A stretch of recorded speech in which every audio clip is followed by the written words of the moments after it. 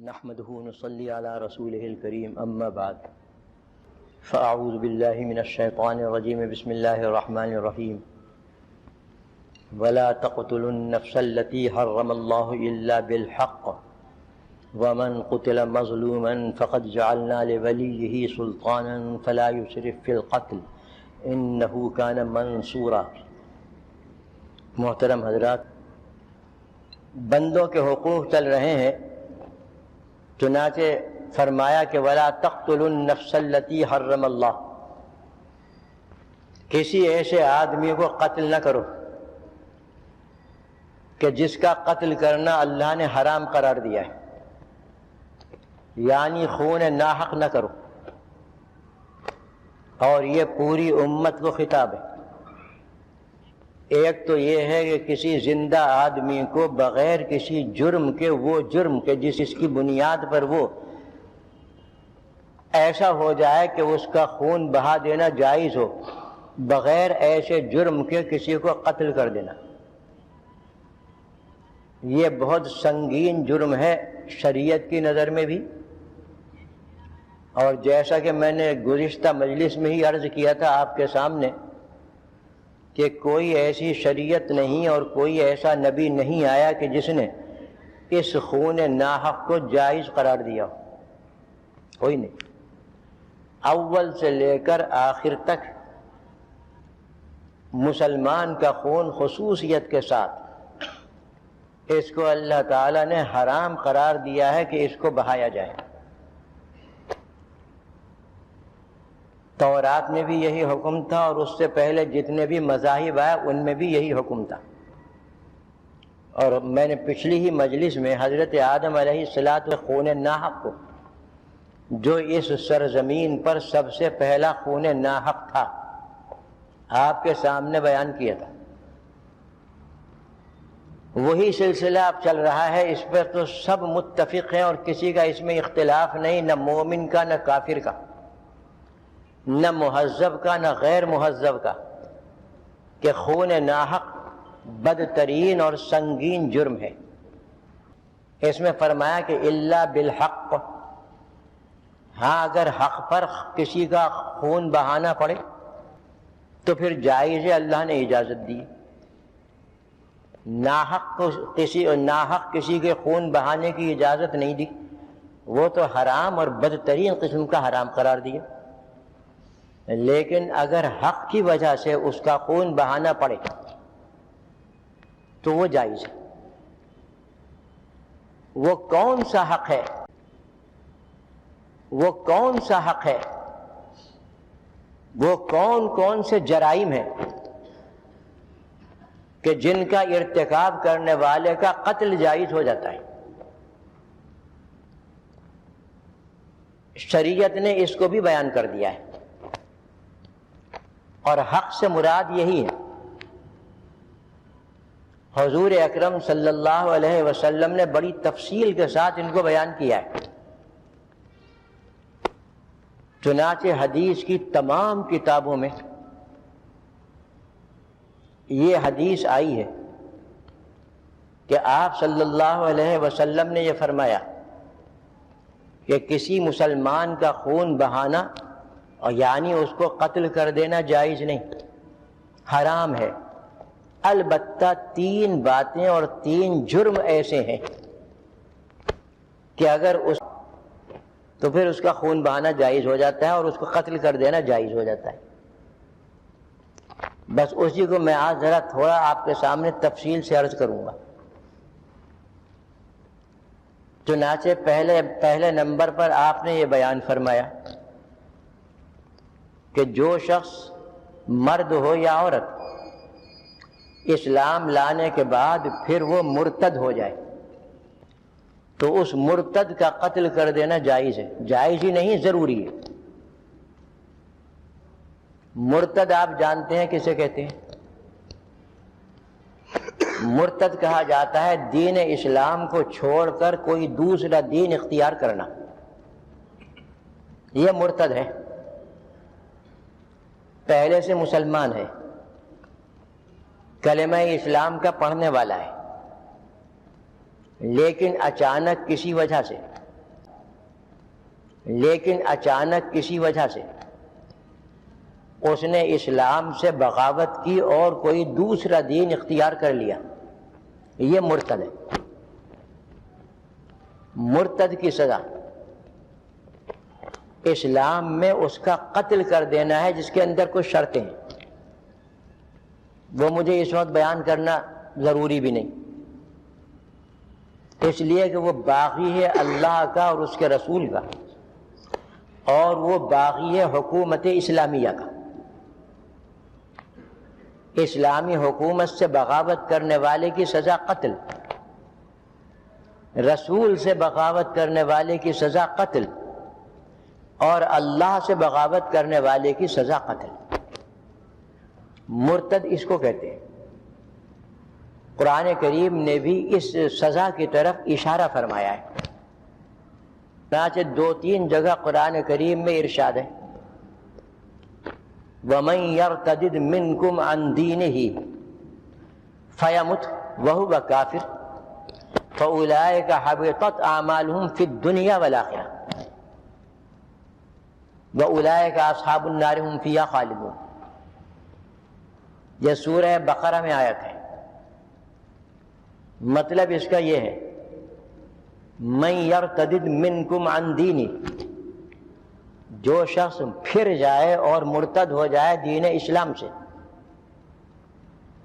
فیمت، اور وہ مر جائے اسی حالت کفر میں، وہ کافر، فاولئک حبطت اعمالہم فی الدنیا والآخرہ، ان کی دنیا کے تمام اعمال، ان کے تمام اعمال دنیا میں بھی برباد اور بیکار، اور آخرت میں بھی۔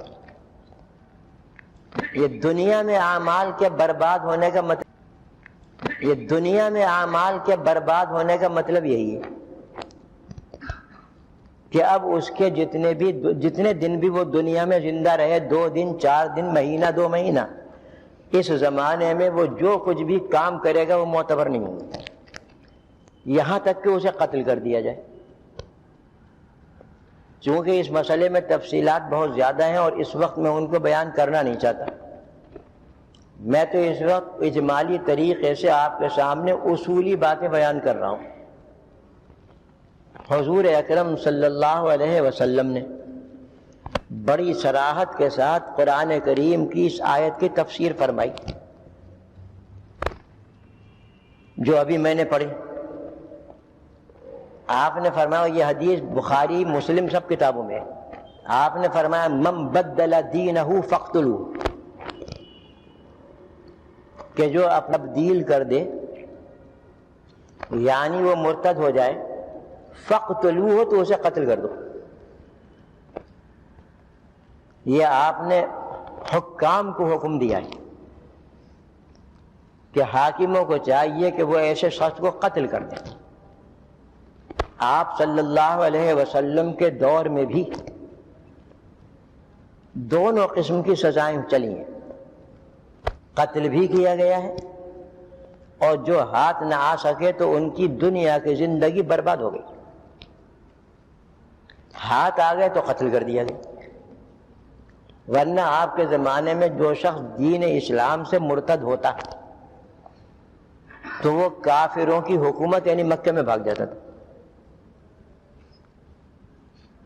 لیکن یہ یقین رکھیے کہ جس کے قلب میں یقین رکھیے کہ جس کے قلب میں ایمان داخل ہو چکا ہو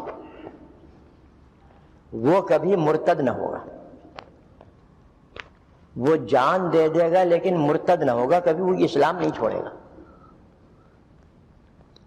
ایک واقعہ بہت طویل اور بڑا لمبا ہے، وہ آپ کے سامنے عرض کیے دیتا ہوں۔ حضور اکرم صلی اللہ علیہ وسلم نے اپنے زمانے کے بڑے بڑے بادشاہوں اور چھوٹے چھوٹے حاکموں اور سرداروں کی طرف خطوط بھیجے تھے اس دعوت اسلام کے، کیونکہ پوری دنیا کے لیے آپ نبی بنا کر بھیجے گئے تھے، اس لیے آپ نے ان کو اسلام لانے کی دعوت پر مشتمل خطوط روانہ کی۔ آپ کے زمانے میں اس دنیا میں اور ایک روم کی ان میں تھی حکومت اور ایک ایران کی، ان کو بھی بھیجے۔ چنانچہ رومی بادشاہ جس کا نام بخاری شریف کی حدیث میں ہرقل آیا ہے، وہ دین عیسائیت کا بہت بڑا عالم تھا، تورات اور انجیل کا بڑا ماہر تھا، یعنی اس سے بڑا عالم پوری مملکت میں نہیں تھا۔ اس کا نام تھا ہرقل۔ آسمانی کتابیں اس کی نظر میں تھی، عمل بھی کرتا تھا، گویا دین عیسائیت کے اعتبار سے وہ بہت بڑا علم والا اور بہت اچھے عمل والا تھا۔ آپ نے اپنا نامہ مبارک اس کو بھیجا، آپ نے اپنا نامہ مبارک اس کو بھیجا۔ بڑا زیرک اور بڑا ذہین بادشاہ تھا۔ اس نے آپ کا نامہ مبارک پڑھنے سے پہلے حالات معلوم کیے کہ آپ ہیں کون،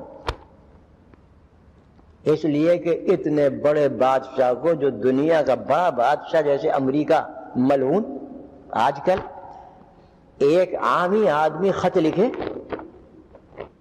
تو اسی سے اندازہ ہوا کہ کوئی بہت بڑا آدمی ہے خط لکھنے والا، اس لیے اس نے آپ کے بارے میں حالات معلوم کیے۔ اس وقت اسلام کے سب سے بڑے دشمن جن کا نام ابو سفیان تھا، اس کی مملکت میں آئے ہوئے تھے، اس کی حکومت میں آئے ہوئے تھے تجارت کے لیے۔ اس نے بلوا بھیجا ان کو، بہت سے سوالات کیے، اس لیے کہ آپ صلی اللہ علیہ وسلم کے چچا زاد بھائی تھے ابو سفیان رشتے میں، اور دین اسلام کے بدترین دشمن تھے۔ تو اس نے بہت سے سوالات کیے ان سے۔ ایک سوال ان میں سے یہ بھی تھا کہ شاہ روم نے پوچھا ابو سفیان سے کہ ذرا یہ بتاؤ، ان کے دین میں داخل ہو جانے والا کیا مرتد ہوا ہے؟ ان کے دین کو اچھا نہ سمجھ کر کوئی مرتد ہوا ہے؟ تو ابو سفیان نے جواب دیا کہ نہیں، ان کے دین کو اچھا نہ سمجھ کر وہ کوئی مرتد نہیں۔ مطلب یہ ہے کہ کسی دنیاوی لالچ سے مرتد ہو جائے تو اور بات ہے، لیکن دین اتنا سچا اور اچھا ہے کہ اس کو سمجھنے کے بعد اور اس پر عمل کرنے کے بعد کوئی مرتد نہیں ہو سکتا۔ اسی لیے میں نے کہا آپ سے کہ جس کے دل میں ایمان داخل ہو جائے تو وہ کبھی مرتد نہیں ہوگا۔ چنانچہ شاہ روم نے اس کی تصدیق کی اور یہ کہا بات یہی ہے کہ جس کے دل میں ایمان رچ بس جائے وہ کبھی مرتد نہیں ہوگا۔ ہاں کوئی اور دنیاوی لالچ ہو، دنیا کی کوئی غرض ہو، جیسا کہ آج کل تمام یہ باطل قوتیں جو اسلام کے خلاف پورا محاذ قائم کیے ہوئے ہیں، اسی طریقے سے مسلمانوں کو، بیچارے سیدھے سادے مسلمانوں کو اپنے جال میں پھانستی ہیں۔ کوئی دولت کی لالچ دے کر پھانستا ہے، کوئی عورت کی لالچ دے کر پھانستا ہے، کوئی دے کر پھانستا ہے اور کوئی کسی عہدے کا لالچ دے کر پھانستا ہے۔ ہمارے اس ملک میں جو اسلام کے نام پر وجود میں آیا، بے شمار مثالیں ہیں، اور آج تو کیفیت یہ ہے جیسا کہ مجھ سے ابھی 2-3 دن پہلے غالباً ایک صاحب نے مجھے بتایا کہ یہاں پر یورپ سے پوپوں کی اور پادریوں کی ایک جماعت آئی ہوئی ہے جو اسلام آباد میں ہے۔ آپ حضرات جانتے ہوں گے، مجھے تو پتہ نہیں، انہوں نے بتایا مجھے، جو اسلام آباد میں ہے، اور تمام گویا یہ حکومت کے جو ذمہ دار عہدے دار ہیں، با اختیار ہیں، ان میں سے ہر ایک سے ملاقات کر رہی ہے، صرف اس بات پر کہ ناموس رسالت کا جو قانون یہاں پر پاس ہوا تھا اس کو منسوخ کر دو۔ اور یہ امریکہ منسوخ کر دو، اور یہ امریکہ ملعون کی بھی وہ ہے، گویا دباؤ ہے کہ اس کو منسوخ کر دو۔ یعنی حضور اکرم صلی اللہ علیہ وسلم کی شان میں گستاخی کرنے والے کی سزا ہمارے یہاں کے قانون میں قتل ہے، پھانسی ہے، اس کو منسوخ کرانا چاہتے ہیں۔ کیوں صاحبو، یہ حکومت ہماری ہے اور اس حکومت کا وجود اسلام کے نام سے ہوا ہے یا امریکہ ملعون کی حکومت ہے؟ آپ ذرا سوچو تو صحیح، مسلمانوں کی غیرت کو للکار رہے ہیں۔ مسلمان جب تک خاموش ہے خاموش ہے، اور جب اٹھ کھڑا ہوگا تو دنیا کی طاقت سے ٹکرا جائے گا، اس کی طرف نظر نہیں کرتے۔ مسلمانوں کو تو ٹی بی کی بیماری دے کر خواب غفلت میں سلا دیا۔ ان صاحب نے جنہوں نے مجھے یہ خبر دی وہ آیا جاتا ہے، وہاں دیکھا انہوں نے، واللہ عالم بالصواب، وہ تو آپ جانے۔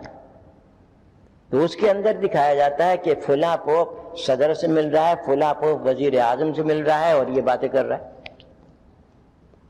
حقیقت حال آپ جانے اور اللہ جانے۔ کیوں، کیا بات ہے یہ؟ آپ ذرا سوچئے تو صحیح، کروڑوں مسلمان اس منظر کو دیکھتے ہوں گے، لیکن کسی کے ذہن میں یہ سوال پیدا ہوا کہ یہ کیا ہو رہا ہے؟ کسی نے اس کے خلاف احتجاج کیا کہ یہ کیا ہو رہا ہے؟ سب خاموش ہیں، ٹی وی کی افیون کھا کر بس بیٹھے ہوئے، کچھ پتہ نہیں، کچھ ہوش نہیں کہ کیا ہو رہا ہے۔ ایمانی غیرت کو للکار رہے ہیں اور ہم چادر تان کر سو رہے ہیں، اور کچھ نہیں تو دو چار بیان اخبار میں ہی آ جائیں، بھاگ پڑیں گے۔ دو چار بلکہ 150 تار بھیج دیے جائیں ان سب بڑوں کو، ٹیلی گرام کر دیے جائیں کہ کیا ہو رہا ہے ہمارے ملک میں، ان کا کیا حق ہے کہ وہ آ کر یہاں پر یہ کہیں؟ بھاگ پڑیں گے سب، ہمیں کہ بالکل خواب غفلت میں پڑے ہوئے۔ جائز احتجاج کا حق ہے، اپنے دنیا کے معاملے میں ہے، کیا حضور اکرم صلی اللہ علیہ وسلم کی ناموس کے معاملے میں ہمیں یہ حق بھی نہیں؟ آپ ذرا غور فرمائیے۔ تو یہ بھی 2 دن پہلے غالباً مجھے ایک صاحب نے سنایا، کون سا دن تھا حسان؟ وہ اتوار تھا، اتوار کے دن سنایا ہے۔ اللہ تعالیٰ معاف فرمائے۔ بہرحال میں تو یہ کہہ رہا تھا کہ دیکھیے چاروں طرف سے الغار ہے، حملے ہیں دین اسلام پر، اور ہمیں کچھ احساس نہیں اس کا۔ اب مرتد نہیں ہوں گے تو اور کیا ہوں گے؟ پہلے تو ہم سے علم دین کو چھین لیا انہوں نے، اور اتنی تعلیم گاہیں قائم کر دی کہ جو بے شمار ہیں، جن میں اس تعلیم میں دین کا نام و نشان نہیں۔ اور اس کے بعد جب دیکھ لیا کہ یہ قوم ان تعلیم گاہوں کی نحوست سے اپنے ایمان سے غافل ہو گئی ہے، اور اوپر سے ٹی بی ہی لعنت لا کر اس کو خواب غفلت میں سلا دیا ہے، بس وہ اپنے کام کریں گے، قوم کے اندر بیداری نہیں۔ بہرحال تو مرتد ہو اور باطل ہونے کی وجہ سے نہیں، یہ تو حق ہے، وہ مرتد ہوتا ہے دنیا کے کسی لالچ کی وجہ سے، لیکن اس کی سزا شریعت نے یہ رکھی ہے، من بدل دینہ فاقتلوا، جو مسلمان اپنے دین کو بدل دے اسے قتل کر دو۔ اور میں نے کہہ دیا کہ حکومت کو خطاب ہے، لہذا اگر میرے اور آپ کے سامنے کوئی مرتد ہو جائے ہم قتل نہیں کر سکتے، یہ حق ہے حکومت کا۔ حکومت اس کے اوپر مقدمہ چلا کے قتل کرے، پھانسی پر چڑھا دے۔ بہرحال ایک تو چیز یہ تھی حضرت کہ یہ ایسا جرم ہے جس کی وجہ سے خون جو ہے اس کا وہ اب حق پر بہایا جائے گا، اور وہ ناحق نہیں ہوگا۔ اور جو اس کے اندر غفلت کرے گا یا پہلو تے ہی کرے گا وہ گناہ گار ہوگا۔ دوسری چیز آپ نے یہ بیان فرمائی کہ جو شخص کسی دوسرے کو ناحق قتل کر دے تو اس کے قصاص میں اس کو قتل کیا جائے۔ یہ بھی وہ خون ہے جو حق پر بہایا جا رہا ہے۔ اس نے ناحق قتل کیا، لہذا اب اس کو پکڑا جائے اور پکڑ کے اس کو بھی قتل کیا جائے قصاص میں، جس کے کچھ مسائل اسی آیت میں اگلے جملے میں آ رہے ہیں۔ لیکن قصاص لینے کا اختیار بھی حکومت کو ہے۔ حق تو ہے یہ وارث کا، حق تو ہے یہ ولی کا، لیکن قصاص وہ خود نہیں لے گا بلکہ حکومت کے واسطے سے لے گا، ورنہ وہ فساد پھیلے گا جیسے بیان کروں گا۔ تیسرا جرم جس کی وجہ سے قتل کر دینا جائز ہے وہ یہ ہے حضرت کہ کوئی شادی شدہ مرد یا عورت بدکاری کرے اور ثابت ہو جائے، یعنی جو طریقہ ہے اس کے ثابت ہونے کا شریعت میں وہ اس طریقے سے ثابت ہو جائے تو ان کو بھی پتھراؤ کر کے سنگسار کر کے مار دیا جائے گا، قتل کر دیا جائے گا۔ ان کا قتل تلوار سے نہیں ہوگا، ان کا قتل پھانسی کے ذریعے نہیں ہوگا، ان کا قتل بجلی کی کرسی پر بٹھا کر نہیں ہوگا، ان کا قتل جو ہوگا وہ میدان میں سنگسار کیا جائے گا سب کے سامنے۔ اتنے پتھر مارے جائیں گے چاروں طرف سے لوگ گھیرے ہوئے ہوں گے، پتھر مارے جائیں گے چاروں طرف سے لوگ گھیرے ہوئے ہوں گے، چاروں طرف سے پتھر پڑ رہے ہوں گے، یہ بھاگیں گے، گریں گے، پڑیں گے حتیٰ کہ ان کی جان نکل جائے۔ یہ تیسرا جرم ہے۔ اس تیسرے جرم کی وجہ سے بھی اس کا خون بہا دینا یعنی اس کو قتل کر دینا جائز ہے، جائز ہی نہیں بلکہ ضروری ہے۔ مسائل اس کے ماتحت بہت ہیں، لیکن یہ موضوع اس وقت میرا نہیں ہے کہ مسائل بیان کروں۔ تو یہ تین جرم ایسے آپ نے بیان فرمائے کہ جو خون کو مباح اور جائز کر دینے والے ہیں۔ ایک تو ہے مرتد ہو جانا، دوسرے ہے کسی کو ناحق قتل کر دینا، اور تیسرے ہے شادی شدہ مرد یا عورت کا بدکاری کرنا۔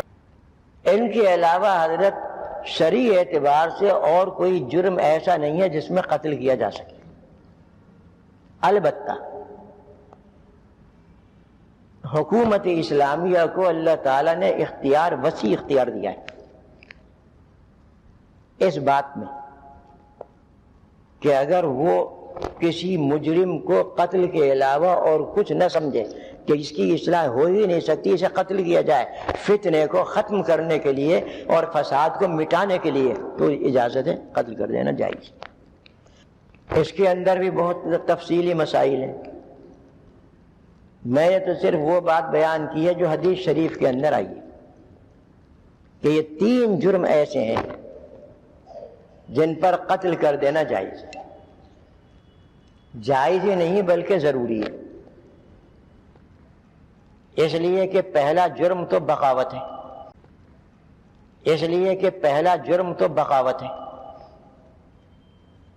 اور بغاوت کی سزا تمام حکومتوں میں کیا ہے حضرت ذرا بتائیے؟ سزائے موت ہے۔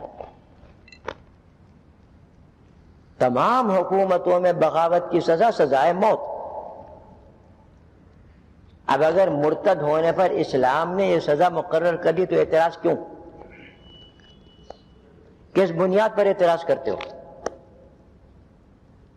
جس بنیاد پر تم اپنی حکومت اور اپنی مملکت میں بغاوت کی سزا کو سزائے موت قرار دیتے ہو، اسی طریقے سے اسلام نے اپنے سے بغاوت کرنے والے کی سزا موت قرار دی۔ کیا اعتراض ہے؟ ذرا خود غور فرمائیے۔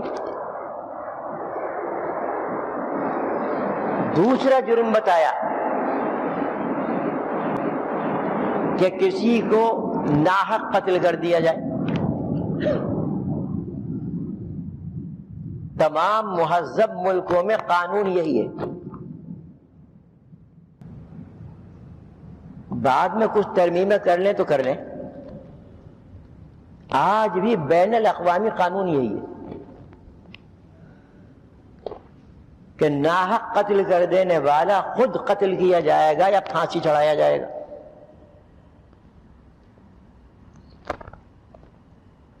یہ ایسا قانون ہے کہ جس میں کسی کا اختلاف نہیں. لیکن میں اس کے اوپر اس حیثیت سے کچھ کلام نہیں کر رہا. میں تو دوسری حیثیت سے کلام کروں گا جو اگلے جملے میں تھوڑا بہت آئے گا، کہ قرآن کریم نے جو قاتل کی سزا مقرر کی ہے اور جو اس کا طریقہ مقرر کیا ہے وہ اس جرم کو یعنی خون ناحق کے جرم کو مٹا دینے والا ہے. اور موجودہ ان جنگلی لوگوں نے جو قانون مرتب کیا ہے اسلام کے خلاف، وہ طریقہ وہ قانون ایسا ہے کہ جو خون ناحق کو پھیلانے والا ہے. یہ میں انشاءاللہ اگلے جملے میں بیان کروں گا کہ اسلامی قانون سے خون ناحق ختم ہوتا ہے اور جڑوں سے نکلتا ہے. خون ناحق کا جرم ملک سے نکلتا ہے یا موجودہ قانون سے نکلتا ہے. آج جو خون ناحق ہو رہا ہے ہمارے ہی ملک میں بلکہ ہمارے شہر میں، اس میں کمی واقع ہو رہی ہے موجودہ قانون کی وجہ سے، یا اس کے اندر اور اتنا اضافہ ہوتا چلا جا رہا ہے کہ کوئی حلقہ، کوئی محلہ، کوئی گلی محفوظ نہیں کیا جاتا. ایک خون ناحق کے بعد دوسرا نہیں ہوتا. میں چھوٹا بچہ تھا اور انگریز مرہون کا دور تھا. جس شہر میں میں رہتا تھا 1 لاکھ کی آبادی کا شہر تھا. اس زمانے میں بڑا شہر تھا. ایک مرتبہ ایک مسلمان نے ایک ہندو کو قتل کر دیا. دونوں بدماش تھے. شراب کے نشے میں اسے قتل کر دیا. 1 ہفتے تک مغرب کے بعد شہر سنسان رہتا تھا، بالکل باہر نہیں نکلتا تھا. اور وہ پکڑا بھی نہیں گیا قاتل. وہ تو قتل کر کے بھاگا، اللہ جانے کہاں بھاگا. لوگ کہتے ہیں کہ قبائلی علاقے میں آ گیا، آزاد علاقے میں آ گیا. پھر وہاں کون پکڑا جائے؟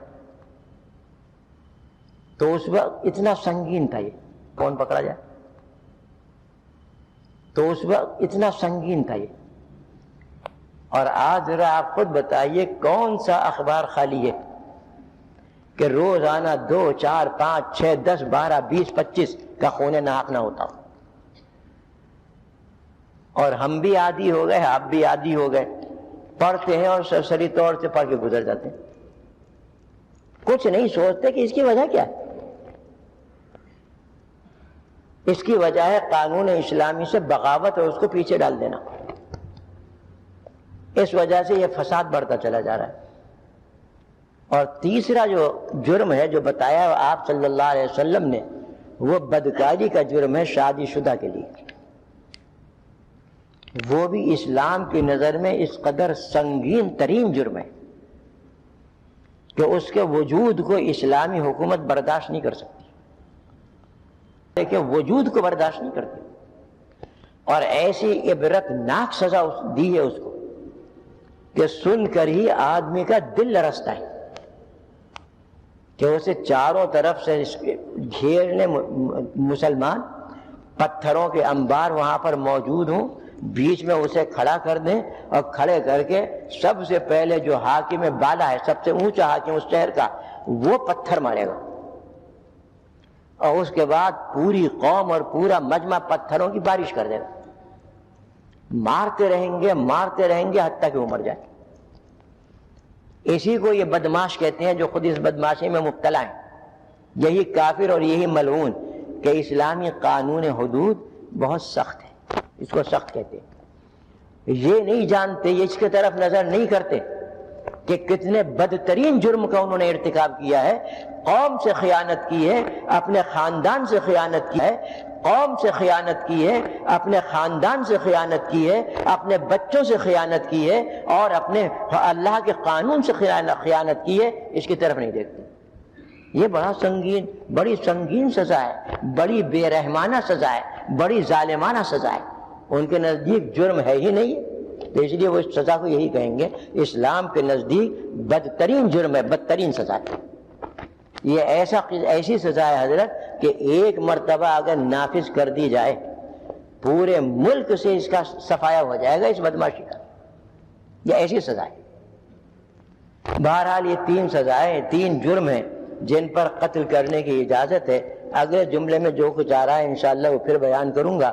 دعا کریں کہ اللہ تعالی ہم سب پر اپنی رحمت نازل فرمائے. لیکن ساتھ ہی یہ بھی سن لیں کہ اگلا منگل جو آئے گا تو وہ 15 شعبان 15 ہوگی نا، ہاں، جو روزے کا دن ہے. اکثر مسلمان روزہ رکھتے ہیں اس میں، اس لیے اگلے منگل کو حاضر نہ ہو سکوں گا.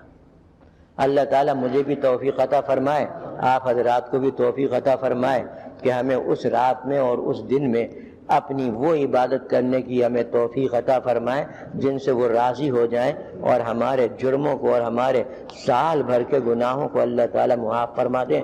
اور دعا کریں کہ اللہ تعالیٰ ہم سب کو اپنے نیک بندوں میں داخل فرمائیں، اور اللہ رب العزت ہمیں اور ہماری قوم کو اور ہمارے ملک کو ان اندرونی اور بیرونی دشمنوں سے محفوظ فرمائے کہ جو ہمارے ایمان پر بھی حملہ کر رہے ہیں، ہمارے وجود پر بھی حملہ کر رہے ہیں، ہمارے ملک کی سلامتی پر بھی حملہ کر رہے ہیں. اللہ تعالیٰ